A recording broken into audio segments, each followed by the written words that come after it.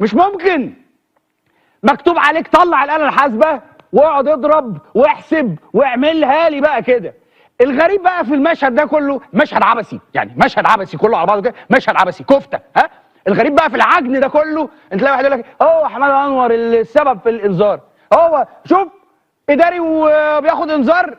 يا عم الحاج، يا عم الله، يا عم الله يهديك، يا عم احنا بنلعب كرة وحشه، يا عم بنلعب كرة وحشه، وانت عايز من المنتخب ده نصعد؟ دي كرة وحشه، كرة وحشه، احنا كرة مكلكعه مقلقزه، يعني تتفرج على ما فيش حاجه، انت مش لاقي حاجه، ما فيش جمله، مفيش حاجه توحد ربنا. فهل انت مش زعلان؟ انت زعلان على الانذار اللي اخده الاداري، المدير الاداري، ومش زعلان على الاداء؟ يا اخي انت مش عاجبك يا اخي؟ ده احنا ماتشين يا ما قدمناش اي حاجه لاي حد، ما فيش حتى ماء الوجه يا جدع. فانت ماسك في الانذار بتاع الاداري، قال يعني احنا لو صعدنا الدنيا هتبقى احسن من اللي انت شايفه. يا رب نتمنى، بس اللي انت شايفه ده اداء ما يقولش احنا بنلعب كوره سبعيناتي مع ناس في 20 85 الف مليون، احنا قدام قوي، كوره قديمه. واللي شاف اي حاجه تانية غير كده يقول لي لا والله انت ما عندكش فكره. اللي عايز اقوله دي طرق النجاح يا جماعه، خلاص هو ده التراك. اي حاجه تانية غير كده مش هتوصلك لحاجه. انا مليت من التكرار، اقسم بالله العلي العظيم مليت.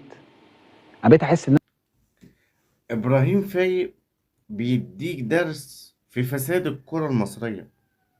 انت يا إبراهيم يا فايق، بعد احترامي ليك، انت أكتر شخص بتطلع تنتقد بحرقة، وأنا بصدقك، وناس كتير بتصدقك وبتقتنع بكلامك، عشان انت إعلامي. بنقول انت محترم وبعيد عن الناس اللي هي ايه، موجهة، أو الناس اللي بوشين، أو الناس اللي برأيين زي ما بيقولوا.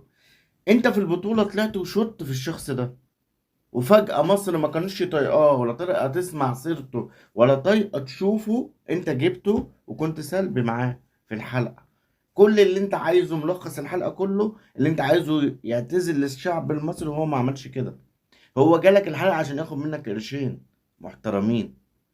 هو جه الحلقة مش في دماغه اي حاجة، ولا منتخب، ولا طلع، ولا اداء، ولا اي فكرة عن البتنجان. ده انت يا ابراهيم يا فايق في الحلقة بتقول له انت اقنعتني وسلمت عليه. اقنعك بايه؟ واحد بيقول لك مش عارف اكسب اليابان، واحد بيقول لك اصل اليابان طلعت من فرنسا في الدقيقه 120.